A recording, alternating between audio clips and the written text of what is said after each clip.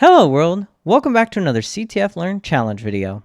In this video, we'll be walking through the cryptography challenge, Skynet is almost taking over. Let's get into it. Skynet is using a very small list of primes for RSA style encryption purposes. In fact, their list is only the size of the smallest odd prime. One of the robots sent a message to 3 other robots. These are futuristic robots with the ability to use quantum computing, and so they don't mind prime factoring huge numbers. You can't do that though. Find out what message the robot sent to his friends. Flag is in this flag format. All right, let's open up the link they give us. And I'll get to what this is over here on the right in a second here. As you can see, this appears to be an RSA type challenge, but there are 3 different ciphertexts and 3 different moduluses. That would suggest this probably needs to be solved via the Chinese remainder theorem, but you really don't actually have to even do that. You can actually just solve this the normal way we solve RSA challenges. And I'll show you what I mean by that if you haven't seen one of those videos yet. So what we're going to do is we're only going to be dealing with C1 and N1. I'm sure you can use C2 and N2 or C3 and N3 if you want to, but it's not necessary. And of course, we're going to be using our exponent as well. So I already have C1 and N1 over here, and you'll see that I have P1 and Q1. I only did that just so it would be easier to know that we are using C1 and N1, and that's why I put the ones after each of the letters. That way you know that we're purely just dealing with C1 and N1 from the challenge file that they gave us. So let's talk about where I got P1 and Q1. As you can see, they're already populated here. Well, I always go to factor DB to start with when I'm dealing with RSA challenges, because oftentimes the factors for these moduluses will be stored in factor DB.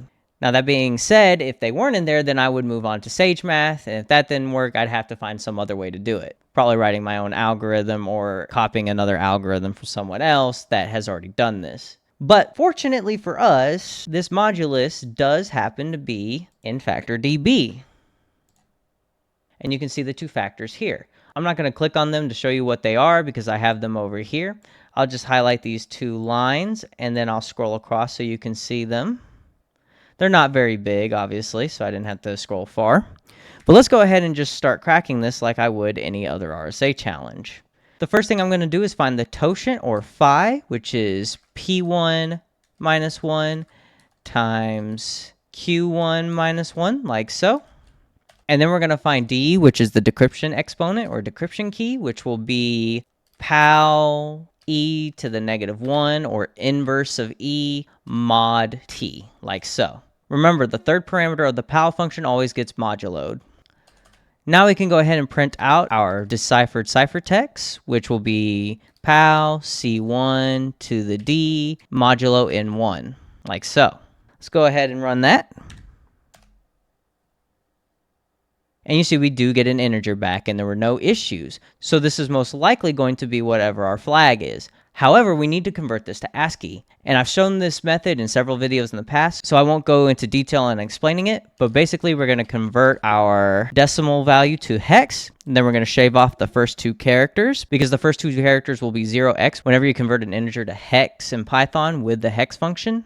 Then we're going to do bytes.from hex to convert this to a byte string. And honestly, you could stop there, but the ending result will have a B with the rest of the string encapsulated in single quotes. So we're going to go ahead and run .decode so we can get rid of that around it. So we just get a nice, pretty literal string.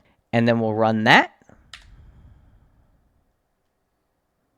And there's our flag. Will he be back? So we'll copy that, paste it in, and submit. Alright, if you enjoyed the video, drop a like and subscribe to the channel to show your support. Turn on post notifications to get regular injections of cyber content directly into your feed. Check out our Patreon, join our Discord, and follow us on Twitter. Links in the description box down below. And leave any feedback or questions in the comments section down below. This is Almond Milk. Thanks for watching. Goodbye, world.